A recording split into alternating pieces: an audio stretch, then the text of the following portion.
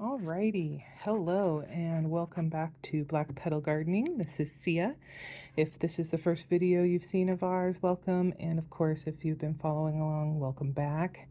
So we are now in phase 2 of the garlic process. And by that I mean the next step for our planting of the garlic.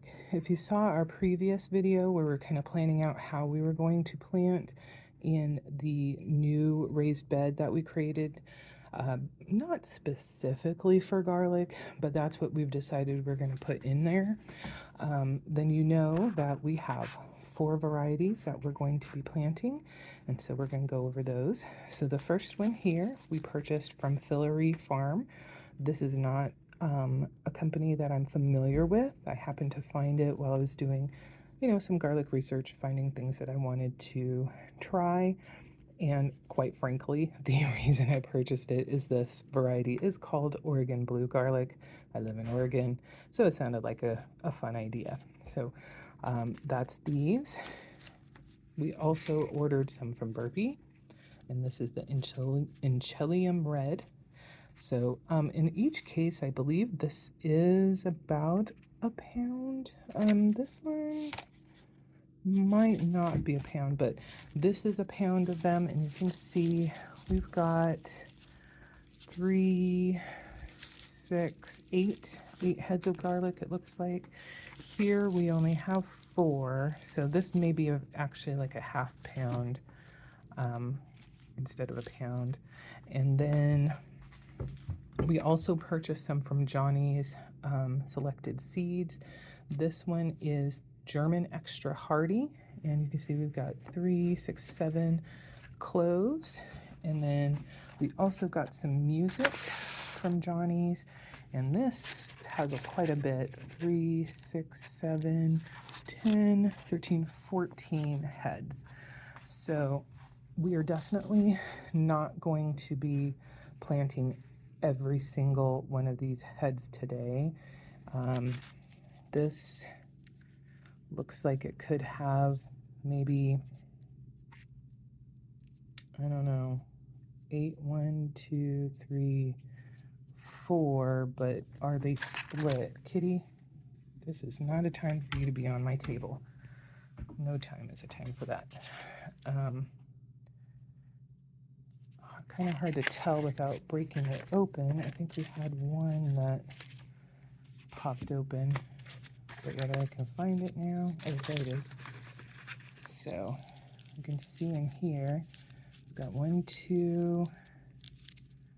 So yeah, each one of these maybe, yeah, this one might have 2. Oops, you can't even see what I'm looking at. So each one of these bulbs is a clove. So we got 2, 3. This one right here looks like it has 2 lobes. So 4, 5, 6. So each of those 6 potentially. That might be the same case for all of them. 1, 2, 3, 4, 5, 6, 7 on this. So if that bears out for these, that's 49, because we had 7 of those. For this one, this might have more than 7 per. Same with this. This may just be 7. It could be 8, just depending. So bottom line is, each of the areas, the sections that I finally made, I think the smallest one had 15 spaces, and the biggest one I managed to somehow do 18 or even 20. So obviously those quadrants that I made are not even. But suffice to say, what I'm going to do is I'm going to take 18 cloves of each, excuse me, for the raised bed, and then we're going to plant those, and whatever is left, we're going to have to figure out what and how we're going to plant them in the spring. And obviously there is a fair amount here.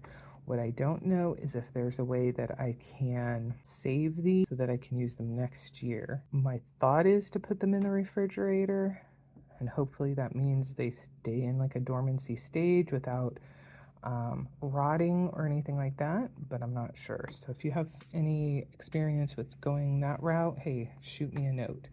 But I do have my little tags ready, and I'm going to break apart the ones that I need and then go from there. Okay, so I have been splitting the garlic heads, and for the first two, the German extra hearty and the music, there wasn't a lot of variation on the size of the cloves, but for the burpee Enchilium red, I am seeing a fairly big difference in clove size. Now, it could be that within these cloves there's actually two, and that's why it looks like it's bigger. You know, the closer that I'm looking, it does look like there's a bit of a split. But some of them, there is a single clove, and it is a decent size. Same with this one. But some of these others, the clove sizes are far smaller. So where I didn't feel I needed to sort through to find which cloves are going to be the biggest ones for the first ones, this group, I think I am going to be doing that because obviously I want to plant the ones that grew larger cloves, because the expectation is that will go for, you know, the next round. So like this one, I think I'm actually going to put back, because it just does look like that there's actually two cloves in there, not one. So first I'm going to be looking for these larger cloves that are single, truly single, to make the ones that I'm going to use for this winter planting. And then out of the smaller ones, I'll check to see which ones it excuse me, makes sense to potentially use. So that's something to keep in mind, and I'll be honest, wasn't something I was really paying too close attention to for the other two, but there wasn't a lot of size difference when I was cracking them open, so that's probably why it didn't dawn on me. Okay, I'm back again. So I did end up going through all of the burpee ones to find, you know, about 18, 20 that felt like they were a larger size. And so the reason why I wanted to pop back in is I didn't mention I am trying to keep as much of the paper that's around the garlic cloves intact as possible. So as an example, one of these I accidentally breached, so you know, you got that sticky, actually inner garlic piece. That is going to go for cooking. I had a similar issue with this one, so that's a cooking one. I ended up finding most of these were fairly small, and I actually had one that was really soft, so I had to throw a clove out. Not a whole head, just one clove, so that wasn't too bad. But it's the first defect that I've found in the ones that I've actually looked at so far. So initial thoughts, at least for now, is my burpee experience not as great, because the size of the cloves overall haven't been quite as big as as the other two that I was looking at, but that could be the variety as well. Possibly that these are large for the Enchilium red variety. But anyway, back to sorting. All right, well, we are now back outside, or we are outside and ready to do some planting. So I just finished determining which of the cloves I'm going to use from each of our 4 options, which, as a reminder, is Oregon blue garlic, which we got from Fillory Farms, the German extra hearty, and music, which we got from Johnny Select Seeds, and the Enchilium red from Burpee. So we are going to get these planted post haste, and first thing that we need to do is make sure that we are planting them with the butt side down and the pointy side up.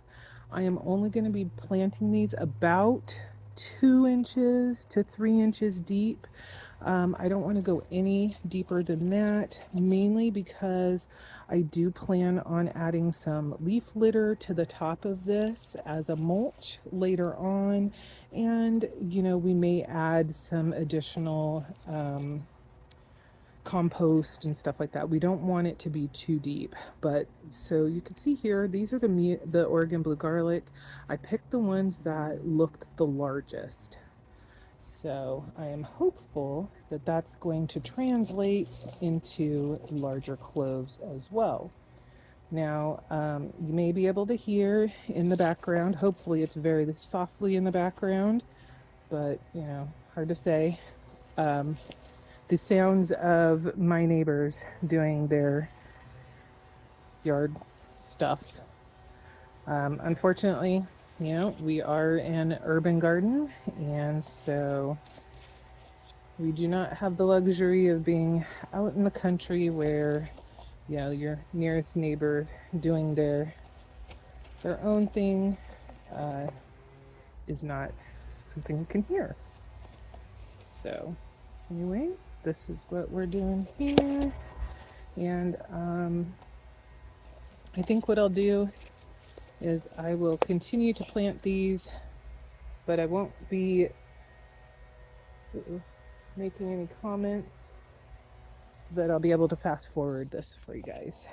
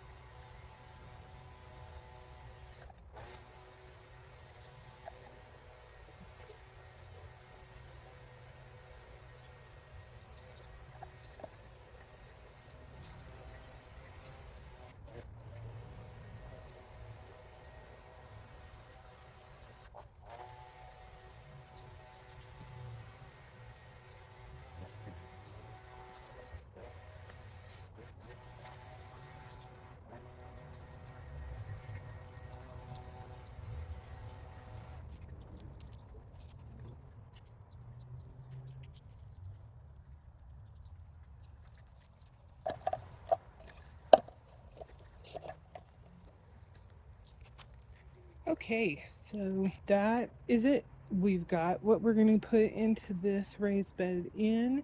Like I said, at some point, especially once the leaves start to why did I say leaves? The leaves start to fall, I am going to put kind of a leaf mulch over the top. You may have noticed I did hold back a couple, and that's because they had lost their paper on part of the side. And what I don't want to happen, because we do tend to have a fairly wet fall and winter, is for them to rot in the ground. So I'm hoping to avoid that as much as possible. The last step that we have in place, or that I need to put in place, is how am I going to protect this? Because one of the problems that I had last year is I had my stuff in bins. So if you see over here, I did plant some in those types of containers right there. Well, in one of them, half of the garlic that I planted was gone. And I know it was because squirrels were digging it up. I don't think they were eating it or storing it for anything. I think they were just digging it up so that they could, put their own whatever stuff in there, or just to be mean and annoying, because that seems to also be something they do. So what I'm going to do is I'm going to see if I can't figure out a way to retrofit one of those things that I have on that bin over here, so that it fully covers this, but also gives it, kind of an arch, so it's not flat against the ground. And we'll see how that goes. Okay, so this is how it's looking, and it seems to have worked pretty well. I do like this particular product. I got it on Amazon. It's not perfect though, and one of the main things that I find annoying or difficult is, while there is this ability to prop this up and have it arching over your plants, if you're using it kind of as a deterrent for pests, there isn't anything that you can do along the edge with the stuff that they provided you to make this bug or critter proof. So I have taken to kind of bunching up the fabric so that it's thick enough to kind of mimic the size of the ribs to try and get a little bit better of a purchase. But as you can see with this one, it's not an easy option or process. And even if I am able to get that on there, it's not super secure. So, a good yank on this could probably pop it up. And then you end up with stuff like this where, something could decide to jump in, get in there, then get stuck and make a huge mess, trying to get out. So the hope is if something decides to come over here with thought that they're going to go and dig around or whatever, that just the fact that there's this cloth around it will be enough of a deterrent to actually keep them out. I don't know if that'll be the case. I will say I haven't seen any particular digging in the ones that I have covered previously. There has been bug damage to some of the cabbage that we put under one of these. So I don't know if slugs are getting up under and into the bed and then eating that, if it was, critters that were already in the soil and coming up and eating them.